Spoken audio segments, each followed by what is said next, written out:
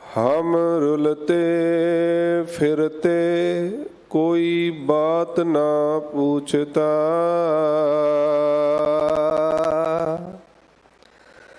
गुर सत गुर संग कीरे हम थापे। धन धन गुरु नानक जन केरा,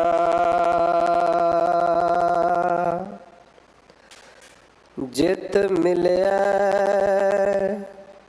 चूके सब सोग संतापे।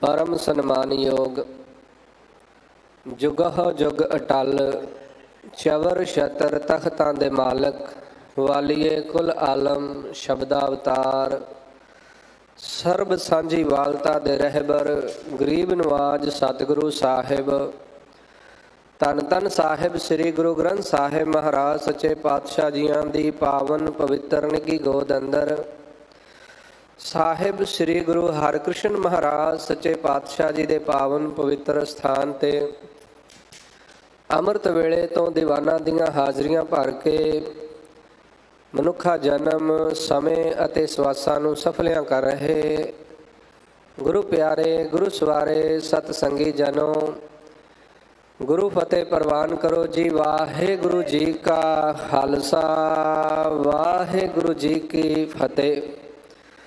सतगुरां दी अपार बख्शिश किरपा मेहरामत दा सदका सत संगत दीयां घड़ियां प्राप्त हन। अमृतमय गुरबाणी कीर्तन आप जी ने श्रवण कीते उपरंत चल रही लड़ीवार गुर शब्द विचार दे मूल पाठ सिंह साहब जी पासों आप जी ने श्रवण कीते हन। सतगुरु सच्चे पातशाह साहिब श्री गुरु नानक देव महाराज सच्चे पातशाह जी का ज्योति जोत पुरब है। सतगुरु गुरु नानक देव महाराज सच्चे पातशाह जी ने मारिया सिक्का जगत विच नानक निर्मल पंथ चलाया। आप नारायण कला धार जग मह परवरियो, निरंकार आकार जोत जग मंडल करियो। ऐसे दीन दयाल सतगुरु जिन्हां ने संसार दे विच अवतरत हो करके ते डुबदी हुई निगरदी हुई मनुखता नूं एक नवीं जीवन जाच बख्शिश कीती, जिस नूं असी गुरमत कहिंदे हां। कोई भी गुरमत दा पांधी हो सकदा है। खत्तरी ब्राह्मण शूद वैश उपदेश चौं वर्णा को सांझा, चार वर्ण एक वर्ण कर। गुरु नानक साहब जी ने एक ऐसा इंसान बना दिता जिहदे विच चारे ही वर्णां दे गुण हन। सो ऐसे दीन दयाल प्रभु सतगुरु नानक पातशाह जी दे चरणां ते कोटान कोट नमस्कार करदे होए आओ जो अज दा पावन शब्द उपदेश गुरु साहब जी ने बख्शिश कीता है तिस दी विचार दे नाल जुड़ना करिए जी। सतनाम श्री वाहेगुरु साहिब जी। श्री राग महला पंजवा। सबे थोक प्रापते जे आवै एक हथ। श्री राग दे द्वारा शहीदां दे सरताज बाणी के बोहित धन साहिब श्री गुरु अर्जन देव महाराज अज दा ये पावन शब्द उपदेश बख्शिश कर रहे हैं। साहिब श्री गुरु ग्रंथ साहिब महाराज जियां दे पावन अंग 44 दे उपर सुभाएमान ये पवित्र शब्द जिस दे विच सतगुरु गुरु अर्जन देव महाराज पातशाह जी बख्शिश कर रहे हैं। हे भाई, हे मनुख, हे जीव, तेरियां जो जरूरतां हन, तेरियां जो लोड़ां हन, तेरियां जो मंगां हन, वो सारियां ही पूरियां हो सकदियां हन। जो भी तैनूं चाहिदा है वो तैनूं मिल सकदा है, पर उहदे वास्ते एक कंडीशन है। उहदे वास्ते ਤੈਨੂੰ ਵੀ ਕੁਝ ਕਰਨਾ ਪਵੇਗਾ। ਤੇ ਸਤਿਗੁਰ ਪਾਤਸ਼ਾਹ ਬਖਸ਼ਿਸ਼ ਕਰ ਰਹੇ ਹਨ। ਉਹ ਕਰਨਾ ਕੀ ਹੈ? ਉਹੀ ਪਾਤਸ਼ਾਹ ਜੀ ਨੇ ਪਾਵਨ ਸ਼ਬਦ ਦੇ ਦੁਆਰਾ ਸਾਨੂੰ ਸਮਝਾਇਆ ਹੈ ਕਿ ਅਸੀਂ ਕੀ ਕਰਨਾ ਹੈ।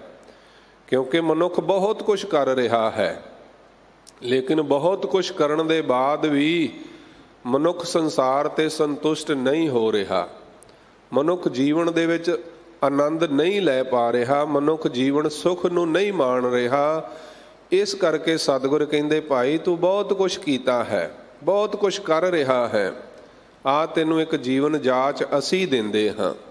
ਤੂੰ ਇਸ ਦੇ ਉੱਤੇ ਚੱਲ ਕੇ ਦੇਖ, ਤੂੰ ਇਹ ਕਰਮ ਕਰਕੇ ਦੇਖ, ਤੇਰਾ ਜੀਵਨ ਆਨੰਦਮਈ ਹੋ ਜਾਏਗਾ। ਜੋ ਗੁਰੂ ਦੇ ਮਾਰਗ ਤੇ ਚੱਲੇ ਉਹਨਾਂ ਦਾ ਜੀਵਨ ਆਨੰਦਮਈ ਹੋ ਗਿਆ, ਉਹਨਾਂ ਦਾ ਜੀਵਨ ਸੁਖਮਈ ਹੋ ਗਿਆ। ਸੋ ਸਤਿਗੁਰ ਪਾਤਸ਼ਾਹ ਬਖਸ਼ਿਸ਼ ਕਰਦੇ, ਸਭੇ ਥੋਕ ਪ੍ਰਾਪਤੇ। ਥੋਕ ਤੋਂ ਭਾਵ ਪਦਾਰਥ, ਸਭੇ ਤੋਂ ਭਾਵ ਸਾਰੇ ਹੀ। ਸਤਿਗੁਰ ਕਹਿੰਦੇ ਸਾਰੇ ਪਦਾਰਥ ਪ੍ਰਾਪਤ ਹੋ ਜਾਂਦੇ ਹਨ। ਇਹ ਨਹੀਂ ਕਿ ਹੋ ਜਾਣਗੇ, ਹੋ ਜਾਂਦੇ ਹਨ। ਪਾਤਸ਼ਾਹ ਜੀ ਦੀ ਬਾਣੀ ਅਸੀਂ ਪੜ੍ਹਦੇ ਹਨ, ਔਖੀ ਘੜੀ ਨਾ ਦੇਖਣ ਦੇਈ। ਉਹ ਦੇਖਣ ਹੀ ਨਹੀਂ ਦਿੰਦਾ ਉਹ ਪਰਮੇਸ਼ਰ। ਇਹ ਨਹੀਂ ਕਿ ਦੇਈ ਭਾਵ ਵਿੱਚ ਵਖਵਾ ਹੈ, ਵਿੱਚ ਅੰਤਰ ਹੈ ਕਿ ਪਤਾ ਨਹੀਂ ਦੇਖਣ ਦੇਵੇਗਾ ਕਿ ਨਹੀਂ ਦੇਵੇਗਾ। ਇਹ ਨਹੀਂ ਕਿ ਪਤਾ ਨਹੀਂ ਪ੍ਰਾਪਤ ਹੋਣਗੇ ਕਿ ਨਹੀਂ ਹੋਣਗੇ। ਐਸੀ ਡਾਊਟਫੁਲ ਨਹੀਂ ਹੈ ਗੁਰਬਾਣੀ। ਗੁਰਮਤਿ ਦਾ ਸਿਧਾਂਤ ਸੱਤ ਦੇ ਉੱਤੇ ਟਿਕਿਆ ਹੋਇਆ ਹੈ। ਇਸੇ ਕਰਕੇ ਪਾਤਸ਼ਾਹ ਨੇ ਕਿਹਾ, ਸਤਿਗੁਰ ਕੀ ਬਾਣੀ ਸਤ ਸਤ ਕਰ ਜਾਣੋ ਗੁਰ ਸਿੱਖੋ, ਹਰਿ ਕਰਤਾ ਆਪ ਮੂੰਹੋਂ ਕਢਾਏ। ਇਹ ਅਕਾਲ ਪੁਰਖ ਦੀ ਬਾਣੀ ਹੈ। ਜੈਸੀ ਮੈਂ ਆਵੈ ਖਸਮ ਕੀ ਬਾਣੀ ਤੈਸੜਾ ਕਰੀ ਗਿਆਨ ਵੇ ਲਾਲੋ। ਸੋ ਪਾਤਸ਼ਾਹ ਕਹਿੰਦੇ ਸਭੇ ਥੋਕ ਪ੍ਰਾਪਤੇ।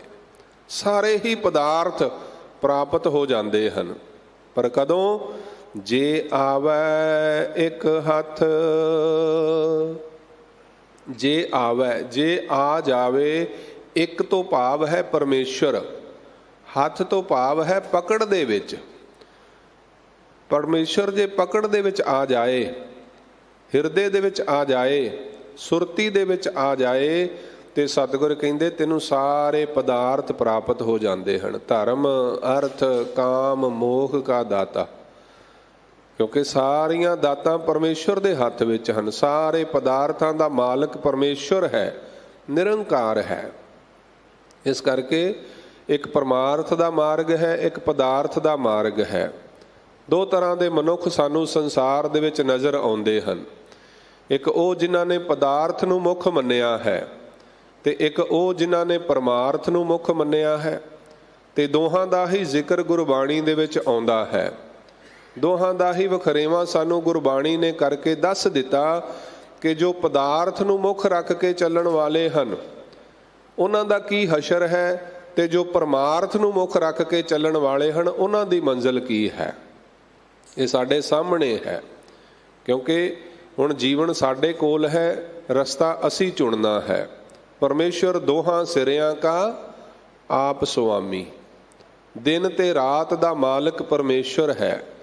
ਸੁਖ ਦੁੱਖ ਪਰਮੇਸ਼ਰ ਦੇ ਹੱਥ ਵਿੱਚ ਹੈ। ਸੁਖ ਦੁੱਖ ਦੋਏ ਕੱਪੜੇ ਪਹਿ ਰਹਿ ਜਾਏ ਮਨੁੱਖ। ਦਿਨ ਤੇ ਰਾਤ, ਜੀਵਨ ਤੇ ਮ੍ਰਿਤਿਉ ਸਭ ਪਰਮੇਸ਼ਰ ਦੇ ਹੁਕਮ ਦੇ ਵਿੱਚ ਹੈ।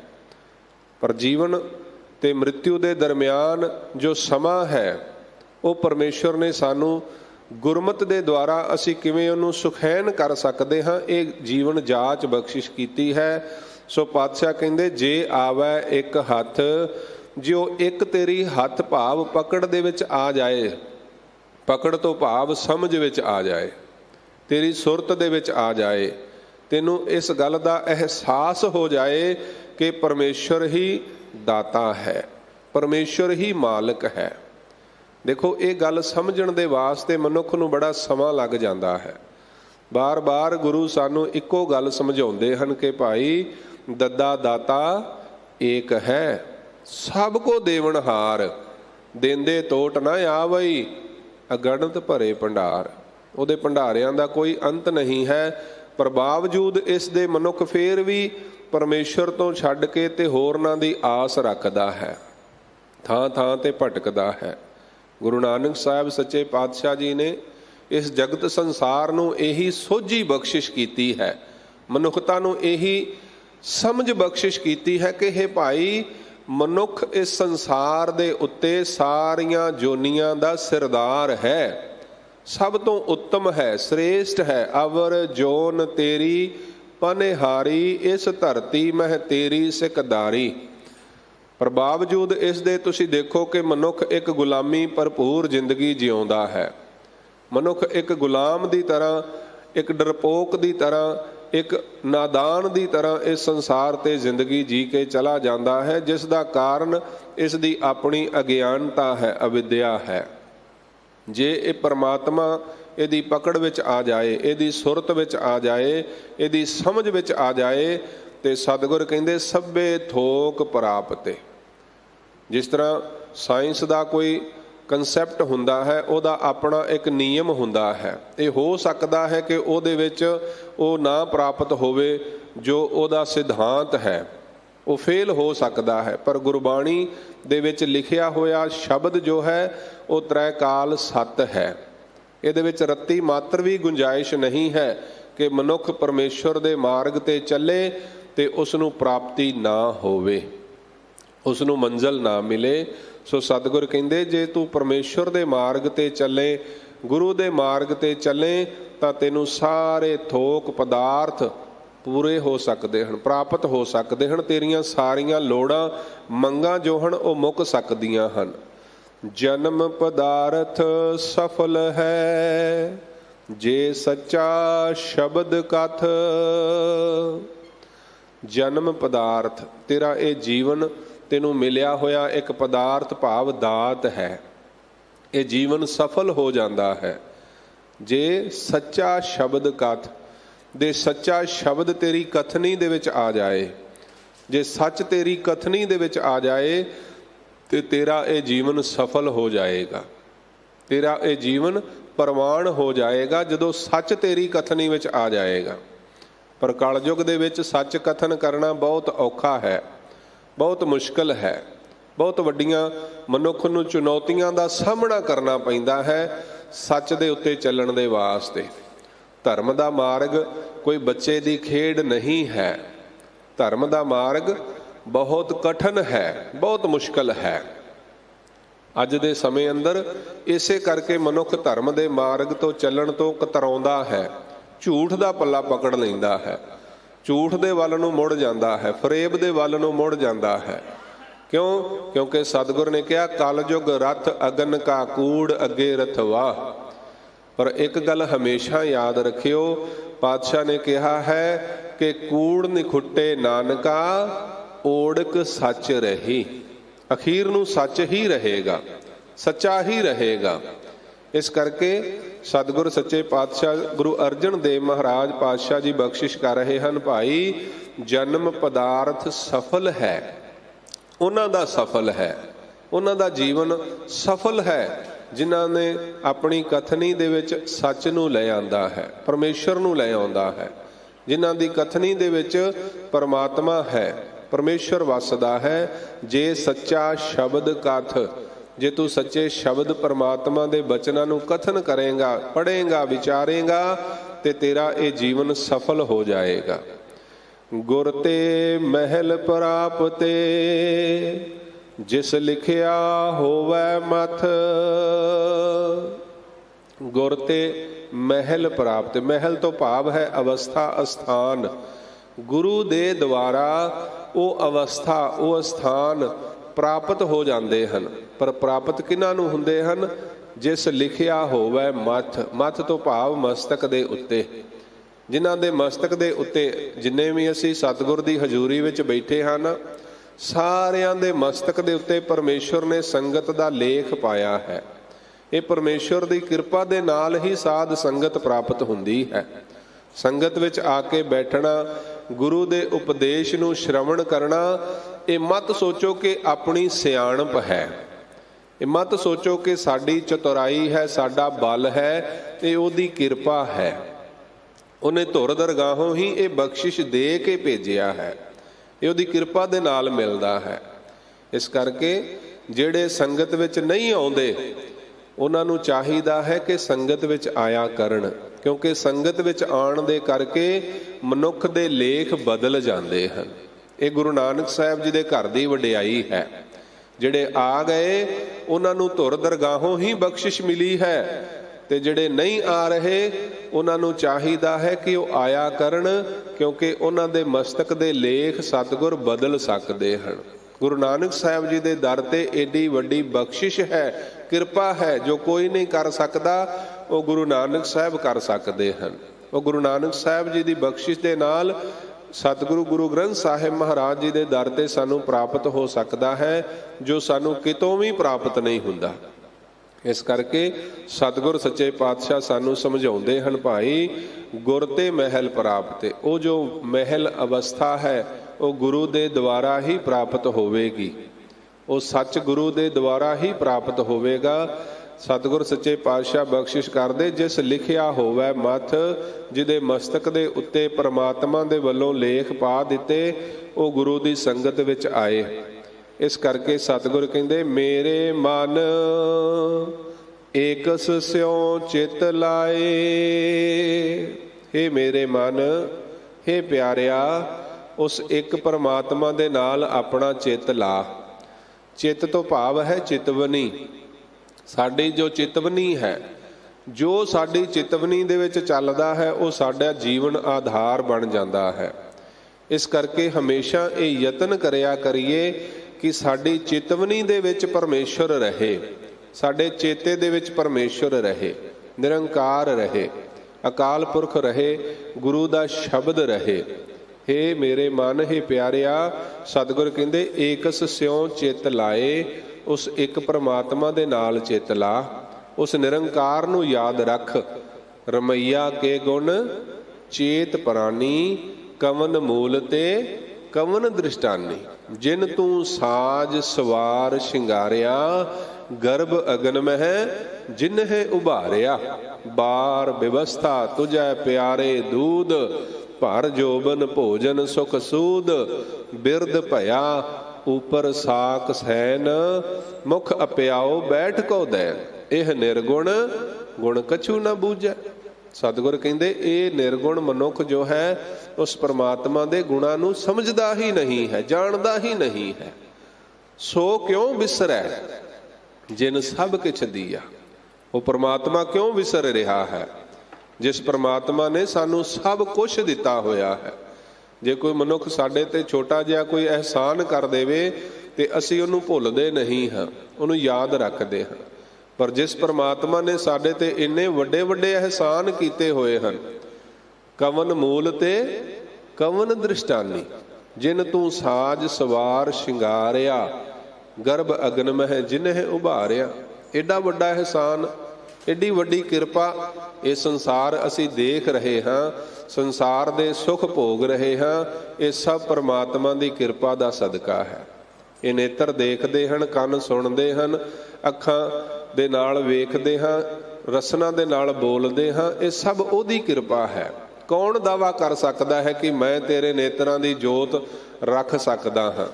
ਕੌਣ ਦਾਵਾ ਕਰ ਸਕਦਾ ਹੈ ਕਿ ਮੈਂ ਤੇਰੇ ਕੰਨ ਜੋ ਹੈ ਸੁਣਨ ਦੇ ਯੋਗ ਰੱਖ ਸਕਦਾ ਹਾਂ, ਜਾਂ ਤੈਨੂੰ ਬੋਲਣ ਦੇ ਯੋਗ ਸਮਰੱਥ ਰੱਖ ਸਕਦਾ ਹਾਂ? ਕੋਈ ਦਾਵਾ ਨਹੀਂ ਕਰ ਸਕਦਾ। ਅੱਜ ਮੈਡੀਕਲ ਸਾਇੰਸ ਦਾ ਯੁੱਗ ਹੈ, ਪਰ ਫਿਰ ਵੀ ਸਾਰੀ ਸਾਇੰਸ ਫੇਲ ਹੋ ਜਾਂਦੀ ਹੈ ਜੇ ਪਰਮੇਸ਼ਵਰ ਦਾ ਹੁਕਮ ਨਹੀਂ ਹੈ, ਜੇ ਅਕਾਲ ਪੁਰਖ ਦੀ ਮਰਜ਼ੀ ਨਹੀਂ ਹੈ, ਰਜ਼ਾ ਨਹੀਂ ਹੈ। ਇਸ ਕਰਕੇ ਮਨੁੱਖ ਨੂੰ ਇਹ ਗੱਲ ਹਮੇਸ਼ਾ ਆਪਣੇ ਜ਼ਿਹਨ ਦੇ ਵਿੱਚ ਰੱਖਣੀ ਚਾਹੀਦੀ ਹੈ, ਸਾਡਾ ਜੀਵਨ ਪਰਮੇਸ਼ਵਰ ਕਰਕੇ ਹੈ। ਕਿਸੇ ਧਨ ਕਰਕੇ, ਕਿਸੇ ਮਨੁੱਖ ਕਰਕੇ, ਜਾਂ ਕਿਸੇ ਹੋਰ ਦੂਜੀ ਤਾਕਤ ਕਰਕੇ ਨਹੀਂ, ਇੱਕ ਪਰਮੇਸ਼ਵਰ ਕਰਕੇ ਸਾਡਾ ਜੀਵਨ ਹੈ। ਸਾਡੀ ਜ਼ਿੰਦਗੀ ਦੇ ਵਿੱਚ ਜੋ ਕੁਝ ਵੀ ਹੈ ਉਹ ਇੱਕ ਪਰਮੇਸ਼ਵਰ ਕਰਕੇ ਹੈ।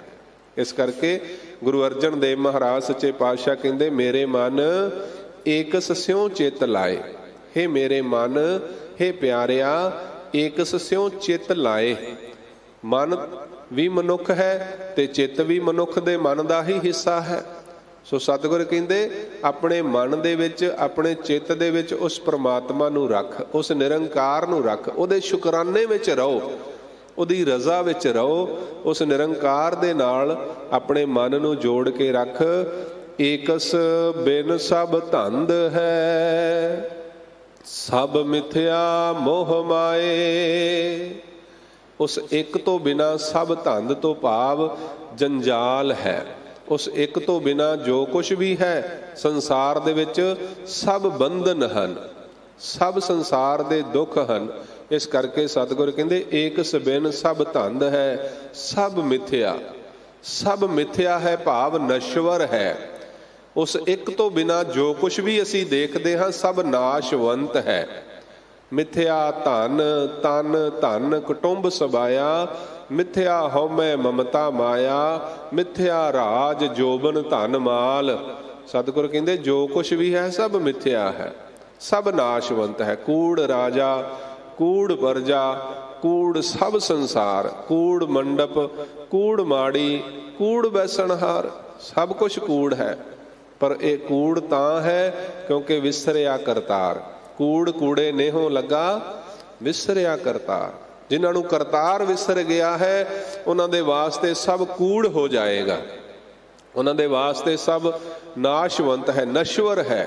ਪਰ ਜਿਨ੍ਹਾਂ ਦੇ ਹਿਰਦੇ ਵਿੱਚ ਕਰਤਾਰ ਹੈ, ਸਤਿਗੁਰ ਕਹਿੰਦੇ ਇਹ ਜਗ ਸੱਚੇ ਕੀ ਹੈ ਕੋਠੜੀ। ਸੱਚੇ ਕਾ ਵਿੱਚ ਵਾਸ। ਉਹਨਾਂ ਦਾ ਇਹ ਵਾਸ, ਉਹਨਾਂ ਦੇ ਹਿਰਦੇ ਵਿੱਚ ਪਰਮੇਸ਼ਵਰ ਦਾ ਵਾਸ ਹੈ। ਇਸ ਕਰਕੇ ਉਹਨਾਂ ਦੇ ਵਾਸਤੇ ਜਗਤ ਸੰਸਾਰ ਇਹ ਵਿਸ ਸੰਸਾਰ ਤੁਮ ਦੇਖਦੇ ਇਹੋ ਹਰ ਕਾ ਰੂਪ ਹੈ, ਹਰ ਰੂਪ ਨਦਰੀ ਆਇਆ। ਸੋ ਜੈਸੀ ਦ੍ਰਿਸ਼ਟੀ ਵੈਸੀ ਹੀ ਸ੍ਰਿਸ਼ਟੀ ਹੁੰਦੀ ਹੈ। ਸੰਸਾਰ ਸਾਡੀ ਸੋਚ ਦਾ ਹੀ ਪਰਿਣਾਮ ਹੈ। ਸੰਸਾਰ ਦੇ ਵਿੱਚ ਜੋ ਕੁਛ ਵੀ ਸਾਨੂੰ ਮਿਲਿਆ ਹੈ ਸਾਡੀ ਆਪਣੀ ਚਿਤਵਨੀ ਦਾ ਪਰਿਣਾਮ ਹੈ, ਸੋਚ ਦਾ ਪਰਿਣਾਮ ਹੈ। ਸੰਸਾਰ ਦੇ ਵਿੱਚ ਹੀ ਨਿਰੰਕਾਰ ਹੈ, ਸੰਸਾਰ ਦੇ ਵਿੱਚ ਹੀ ਸਾਰੇ ਸੁੱਖ ਹਨ, ਪਰ ਮਿਲਦੇ ਮਨੁੱਖ ਨੂੰ ਆਪਣੀ ਚਿਤਵਨੀ ਦੇ ਸਦਕਾ ਹਨ। ਇਸ ਕਰਕੇ ਸਤਿਗੁਰ ਸਮਝਾਉਂਦੇ ਹਨ ਭਾਈ ਉਸ ਇੱਕ ਪਰਮੇਸ਼ਵਰ ਤੋਂ ਬਿਨਾਂ ਸਭ ਧੰਦ ਹੈ, ਸਭ ਜੰਜਾਲ ਹੈ, ਸਭ ਦੁੱਖ ਰੂਪ ਹੈ, ਸਭ ਮਿਥਿਆ ਮੋਹ ਮਾਏ। ਮਾਇਆ ਦਾ ਹੀ ਪਸਾਰਾ ਹੈ, ਮੋਹ ਆਦਿਕ ਵਿਕਾਰ ਹੀ ਹਨ। ਇਸ ਸੰਸਾਰ ਦੇ ਅੰਦਰ ਮਾਇਆ ਬਹੁਤ ਪ੍ਰਬਲ ਹੈ। ਗੁਰੂ ਅਮਰਦਾਸ ਪਾਤਸ਼ਾਹ ਜੀ ਨੇ ਇਸ ਦੀ ਪਰਿਭਾਸ਼ਾ ਬੜੇ ਸਟੀਕ ਦਿੱਤੀ। ਸਤਿਗੁਰ ਕਹਿੰਦੇ ਇਹ ਮਾਇਆ ਜਿਤ ਹਰ ਵਿਸਰੈ, ਮੋਹ ਉਪਜੈ ਭਾਉ ਦੂਜਾ ਲਾਇਆ। ਜਿਸ ਕਰਕੇ ਪਰਮਾਤਮਾ ਵਿਸਰ ਰਿਹਾ ਹੈ ਉਹ ਮਾਇਆ ਦਾ ਰੂਪ ਹੈ। ਧਨ ਵੀ ਮਾਇਆ ਦਾ ਰੂਪ ਹੈ। ਧਨ ਨੂੰ ਵੀ ਅਸੀਂ ਮਾਇਆ ਕਹਿੰਦੇ ਹਾਂ, ਪਰ ਧਨ ਕੇਵਲ ਧਨ ਮਾਇਆ ਨਹੀਂ ਹੈ, ਧਨ ਮਾਇਆ ਦਾ ਇੱਕ ਰੂਪ ਹੈ। ਪੁੱਤਰ ਧੀਆਂ ਵੀ ਮਾਇਆ ਦਾ ਰੂਪ ਹੋ ਸਕਦੇ ਹਨ, ਜਿਨ੍ਹਾਂ ਕਰਕੇ ਸਾਨੂੰ ਪਰਮਾਤਮਾ ਵਿਸਰ ਜਾਏ। ਕੋਈ ਵੀ ਰਿਸ਼ਤਾ ਮਾਇਆ ਚਿੱਤ ਭਰਮੇਣ ਇਸ਼ਟ ਮਿਤਰੇਖ ਬਾਂਧਵਹ, ਕਿਸੇ ਵੀ ਰੂਪ ਦੇ ਅੰਦਰ ਇਹ ਆ ਸਕਦੀ ਹੈ।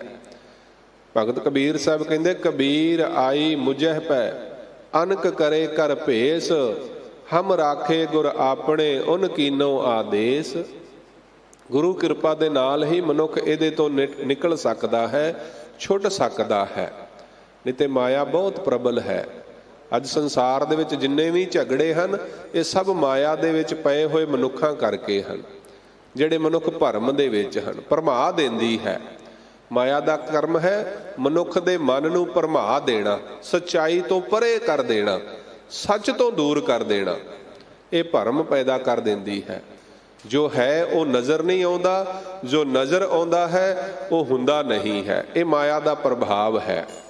ਮਾਇਆ ਦੇ ਪ੍ਰਭਾਵ ਹੇਠ ਜੀ ਰਿਹਾ ਮਨੁੱਖ ਕਦੇ ਵੀ ਸੱਚ ਨੂੰ ਦੇਖ ਨਹੀਂ ਸਕਦਾ, ਤੇ ਜੋ ਸੱਚ ਨੂੰ ਦੇਖ ਲੈਂਦੇ ਹਨ ਉਹ ਮਾਇਆ ਤੋਂ ਪਰੇ ਹੋ ਜਾਂਦੇ ਹਨ। ਉਹ ਸੰਸਾਰ ਦੇ ਵਿੱਚ ਇਸ ਪ੍ਰਕਾਰ ਰਹਿੰਦੇ ਹਨ। ਸਤਿਗੁਰ ਦੀ ਬਾਣੀ ਦਾ ਫਰਮਾਨ ਹੈ ਕਿ ਜੈਸੇ ਜਲ ਮਹਿ ਕਮਲ ਨਿਰਾਲਮ, ਮੁਰਗਾਈ ਨੈ ਸਾਣੇ।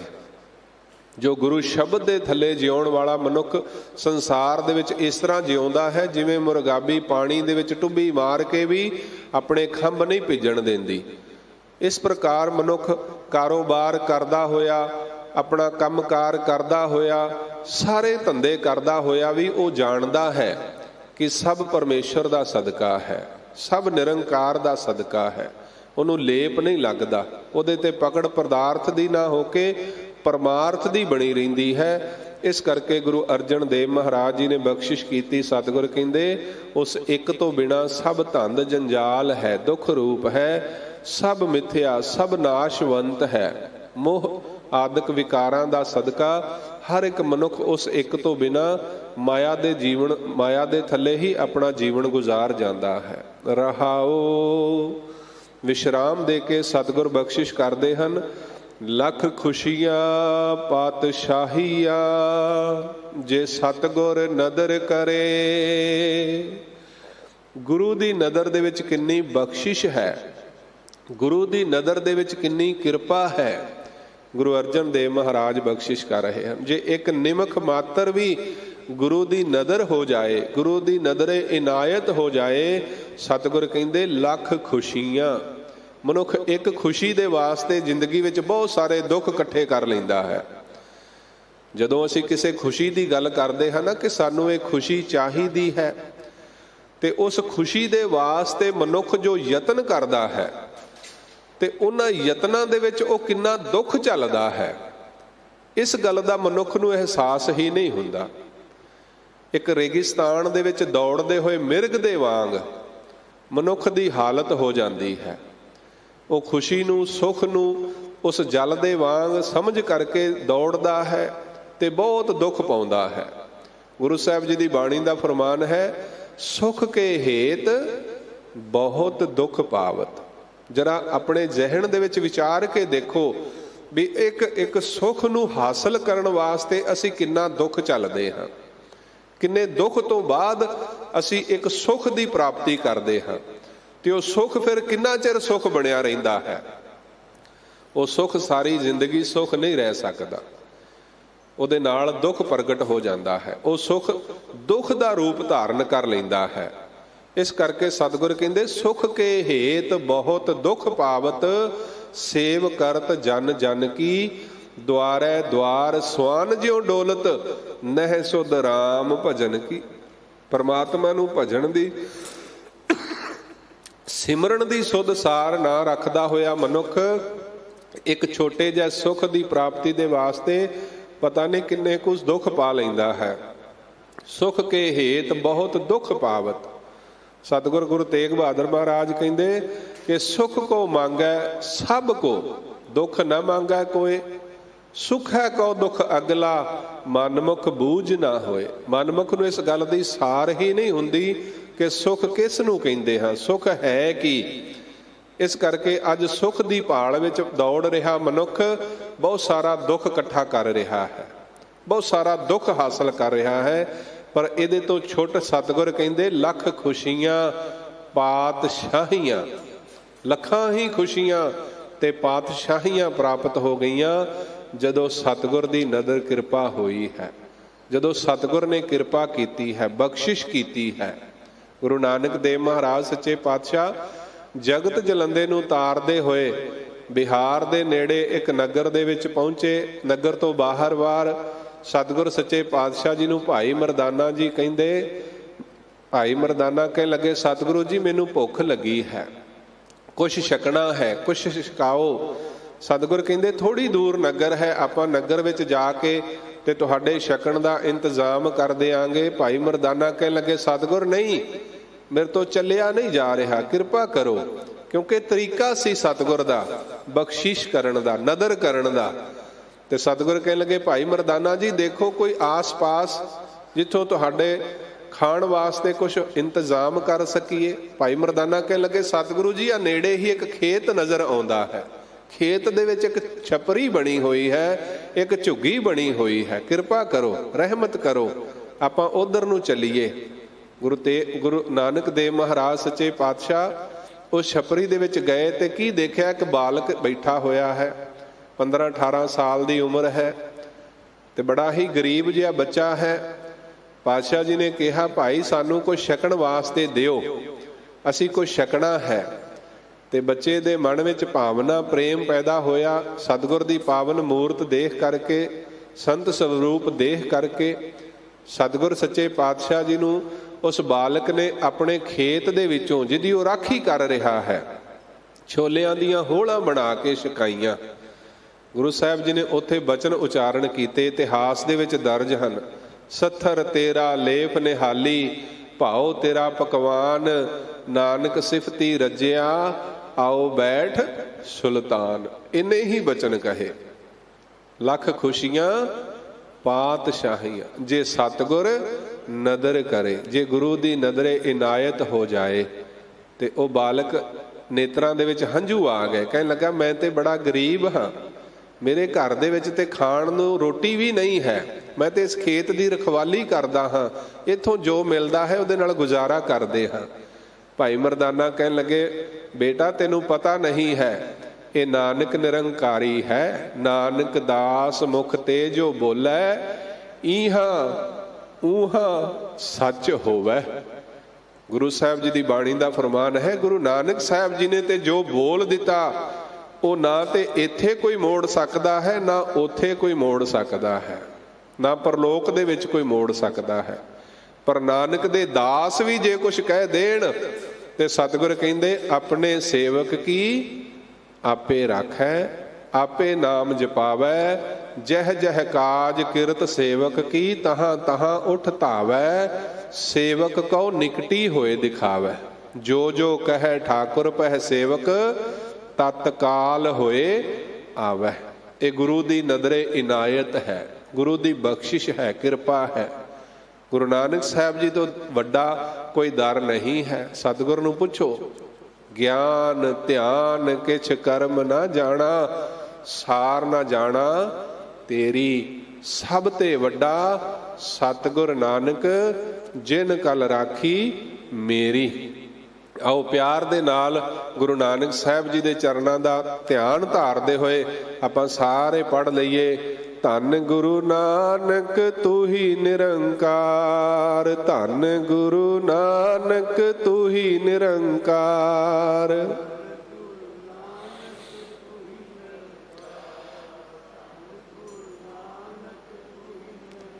ਧੰਨ ਗੁਰੂ ਨਾਨਕ ਤੂੰ ਹੀ ਨਿਰੰਕਾਰ, ਧੰਨ ਗੁਰੂ ਨਾਨਕ ਤੂੰ ਹੀ ਨਿਰੰਕਾਰ।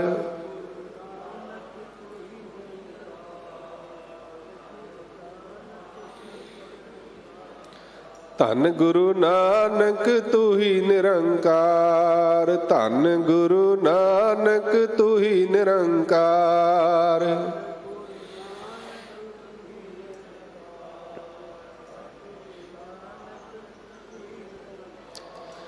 ਗੁਰੂ ਨਾਨਕ ਸਾਹਿਬ ਸੱਚੇ ਪਾਤਸ਼ਾਹ ਨੇ ਇਸ ਸੰਸਾਰ ਦੇ ਉੱਤੇ ਬਹੁਤ ਵੱਡੀਆਂ ਬਖਸ਼ਿਸ਼ਾਂ ਕੀਤੀਆਂ ਹਨ, ਬਹੁਤ ਵੱਡੀਆਂ ਨਦਰੇ ਕਿਰਪਾ ਇਨਾਇਤ ਕੀਤੀ ਹੈ ਸਾਰਿਆਂ ਦੇ ਉੱਤੇ।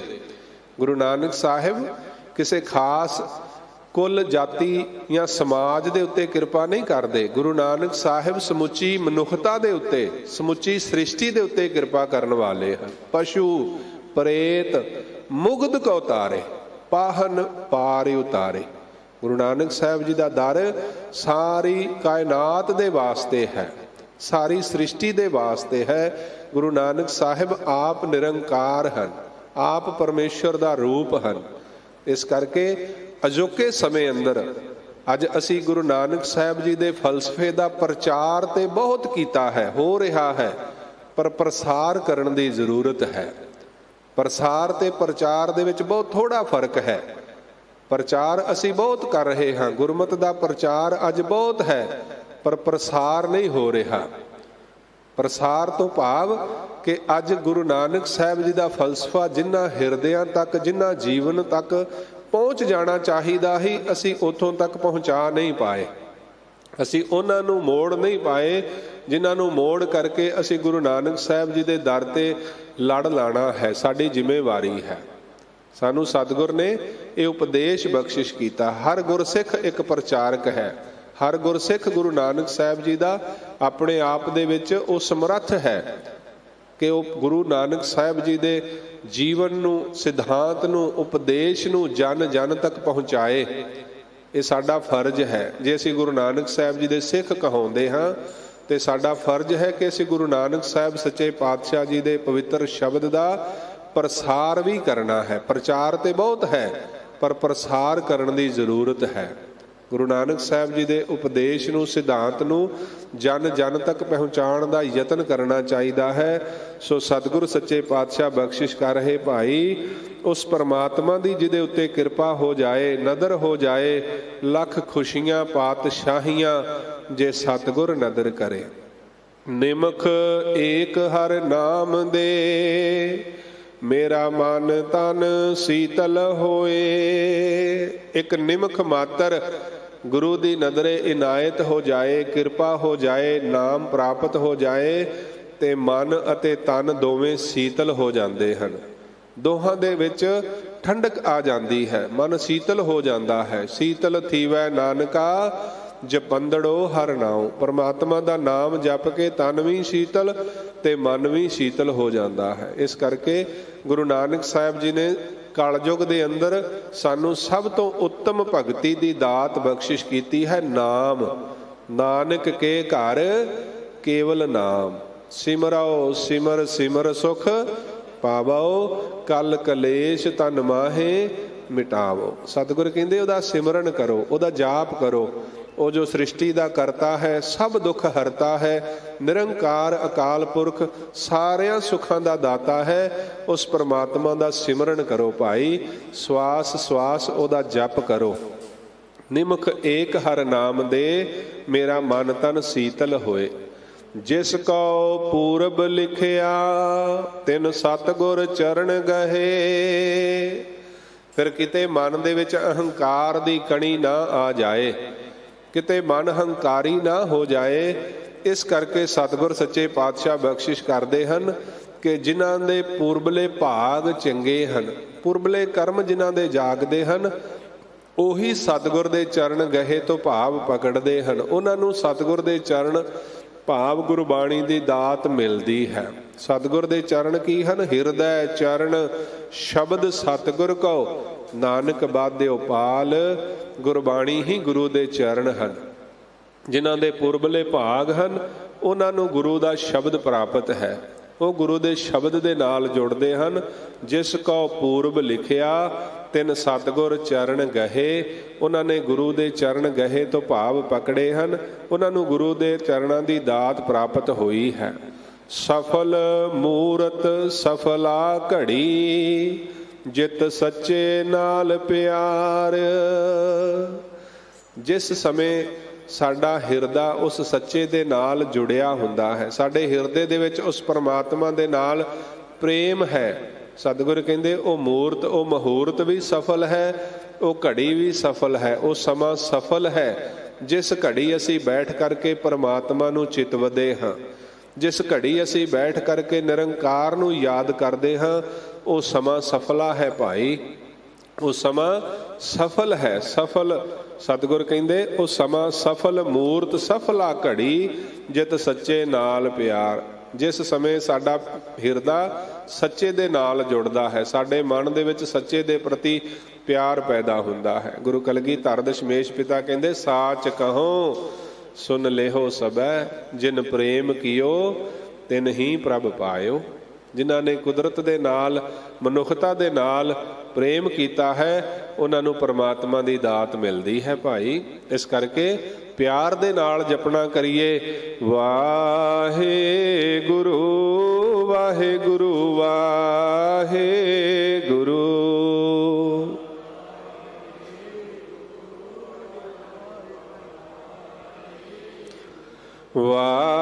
ਵਾਹਿਗੁਰੂ ਵਾਹਿਗੁਰੂ ਵਾਹਿਗੁਰੂ।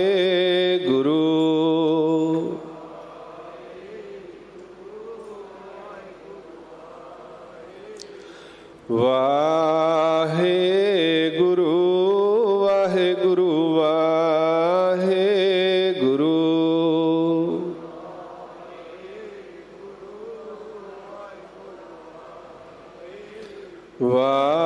ਵਾਹਿਗੁਰੂ ਵਾਹਿਗੁਰੂ ਵਾਹਿਗੁਰੂ।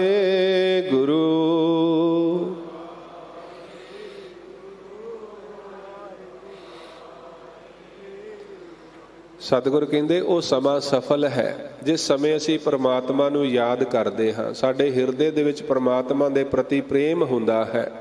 ਪਾਤਸ਼ਾਹ ਜੀ ਦੇ ਬਚਨ, ਦੁਖ ਸੰਤਾਪ ਨਾ ਲੱਗਈ, ਜਿਸ ਹਰ ਕਾ ਨਾਮ ਆਧਾਰ। ਜਿਨ੍ਹਾਂ ਨੂੰ ਹਰੀ ਹਰ ਪਰਮੇਸ਼ਰ ਦੇ ਨਾਮ ਦਾ ਆਸਰਾ ਹੈ, ਦੁਖ ਸੰਤਾਪ ਨਾ ਲੱਗਈ, ਉਹਨਾਂ ਨੂੰ ਕੋਈ ਦੁੱਖ ਨਹੀਂ ਲੱਗ ਸਕਦਾ, ਕੋਈ ਸੰਤਾਪ ਨਹੀਂ ਲੱਗ ਸਕਦਾ। ਹੁਣ ਸੋਚਣ ਵਾਲਾ ਮਨੁੱਖ ਕਹੇਗਾ ਵੀ ਮੈਂ ਤੇ ਐਸੇ ਮਨੁੱਖਾਂ ਨੂੰ ਦੇਖਿਆ ਹੈ, ਬਹੁਤ ਵੱਡੇ ਵੱਡੇ ਦੁੱਖ ਆਉਂਦੇ ਹਨ, ਜਿਹੜੇ ਪਰਮਾਤਮਾ ਦੇ ਮਾਰਗ ਤੇ ਚੱਲਦੇ ਹਨ, ਪਰਮੇਸ਼ਰ ਦੇ ਮਾਰਗ ਤੇ ਤੁਰਦੇ ਹਨ, ਦੁੱਖ ਤੇ ਅਸੀਂ ਉਹਨਾਂ ਨੂੰ ਆਏ ਹੋਏ ਵੀ ਦੇਖਦੇ ਹਾਂ, ਪਰ ਉਹ ਸਾਨੂੰ ਨਜ਼ਰ ਆਉਂਦਾ ਹੈ ਵੀ ਦੁੱਖ ਆਇਆ ਹੈ, ਉਹਨਾਂ ਨੂੰ ਉਹ ਦੁੱਖ ਨਹੀਂ ਲੱਗਦਾ। ਦੇਖੋ, ਲੱਗਣਾ ਤੇ ਹੋਣਾ ਦੋ ਵੱਖਰੀਆਂ ਵੱਖਰੀਆਂ ਚੀਜ਼ਾਂ ਹਨ। ਇੱਥੇ ਤਾਂ ਬਹੁਤ ਸਾਰੇ ਮਨੁੱਖ ਐਸੇ ਵੀ ਸਾਨੂੰ ਨਜ਼ਰ ਆਉਂਦੇ ਹਨ, ਦੁੱਖ ਹੁੰਦਾ ਵੀ ਨਹੀਂ ਹੈ ਤੇ ਦੁਖੀ ਹੋਈ ਜਾਂਦੇ ਹਨ। ਦੁੱਖ ਨਾ ਹੁੰਦੇ ਹੋਏ ਵੀ ਮਨੁੱਖ ਦੁਖੀ ਹੈ, ਪਰ ਐਸੇ ਵੀ ਮਨੁੱਖ ਤੁਸੀਂ ਦੇਖੋਗੇ ਜਿਨ੍ਹਾਂ ਦੇ ਉੱਤੇ ਬਹੁਤ ਵੱਡਾ ਦੁੱਖ ਹੈ, ਪਰ ਉਹ ਫਿਰ ਵੀ ਦੁਖੀ ਨਹੀਂ ਹਨ, ਉਹ ਫਿਰ ਵੀ ਚੜ੍ਹਦੀ ਕਲਾ ਵਿੱਚ ਹਨ। ਸੋ ਇਹ ਬੁਨਿਆਦੀ ਫਰਕ ਹੈ ਮਨੁੱਖ ਦੀ ਸੋਚ ਦਾ।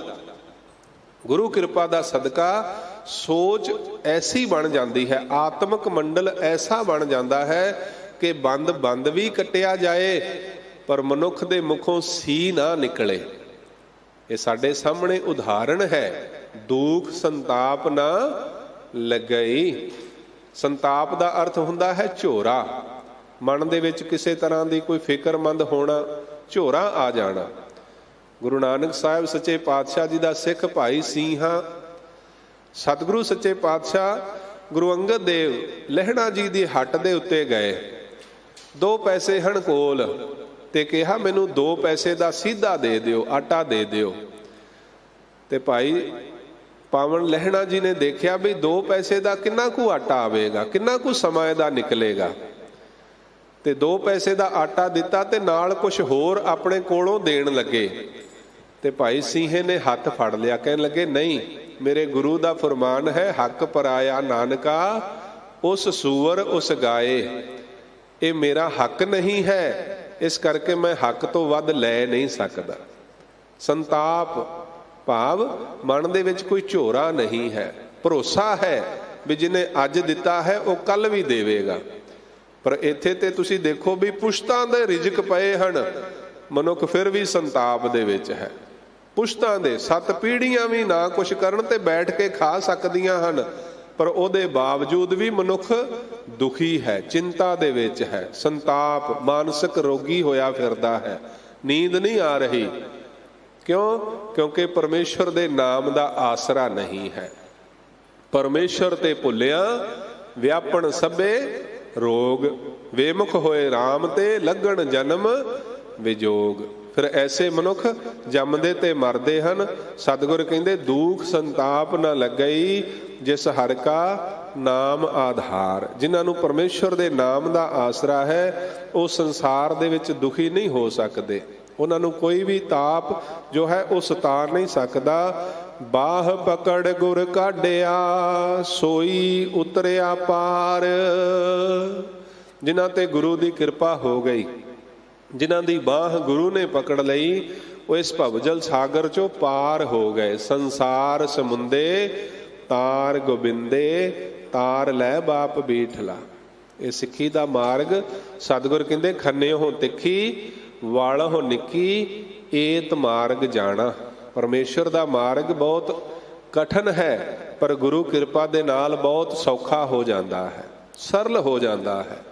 ਸੋ ਸਤਿਗੁਰੂ ਸੱਚੇ ਪਾਤਸ਼ਾਹ ਬਖਸ਼ਿਸ਼ ਕਰਦੇ, ਬਾਹ ਪਕੜ ਗੁਰ ਕਾਢਿਆ। ਗੁਰੂ ਨੇ ਕਿਰਪਾ ਕੀਤੀ, ਅਗਨ ਸਾਗਰ ਬੂਢਤ ਸੰਸਾਰਾ, ਨਾਨਕ ਬਾਹ ਪਕੜ ਸਤਿਗੁਰ ਨਿਸਤਾਰਾ। ਗੁਰੂ ਨਿਸਤਾਰਾ ਕਰ ਲੈਂਦੇ ਹਨ ਆਪਣੇ ਜੀਵ ਦਾ, ਆਪਣੇ ਮਨੁੱਖ ਦਾ, ਆਪਣੇ ਸਿੱਖ ਦਾ।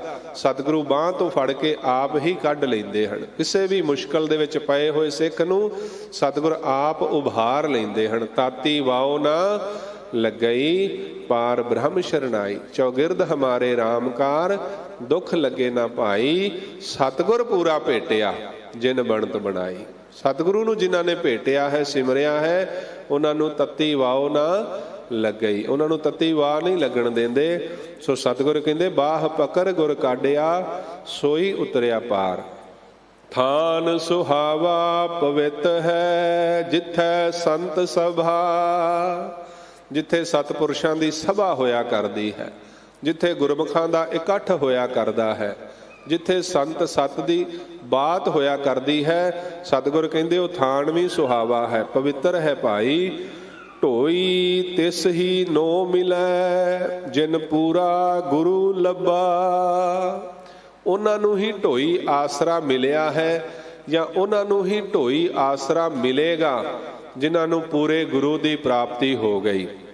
ਪਿੱਛੇ ਵੀ ਜਿਨ੍ਹਾਂ ਨੂੰ ਪੂਰੇ ਗੁਰਾਂ ਦੀ ਪ੍ਰਾਪਤੀ ਹੋਈ, ਉਹਨਾਂ ਦਾ ਹੀ ਜੀਵਨ ਆਸਰੇ ਦੇ ਸਹਿਤ ਹੋਇਆ ਹੈ। ਜੀਵਨ ਆਸਰਾ, ਜੀਵਨ ਆਨੰਦ, ਜੀਵਨ ਸੁਖ ਉਹਨਾਂ ਨੂੰ ਪ੍ਰਾਪਤ ਹਨ ਜਿਨ੍ਹਾਂ ਨੂੰ ਪੂਰੇ ਗੁਰਾਂ ਦੀ ਪ੍ਰਾਪਤੀ ਹੋਈ ਹੈ। ਤੇ ਸਤਿਗੁਰ ਕਹਿੰਦੇ ਅੱਗੇ ਵੀ ਉਹਨਾਂ ਨੂੰ ਹੀ ਹੋਵੇਗੀ ਜਿਨ੍ਹਾਂ ਨੂੰ ਪੂਰੇ ਗੁਰਾਂ ਦੀ ਪ੍ਰਾਪਤੀ ਹੋਈ ਹੈ। ਨਾਨਕ ਬੱਧਾ ਘਰ ਤਹਾਂ, ਜਿੱਥੈ ਮਿਰਤ ਨਾ ਜਨਮ ਜਰਾ।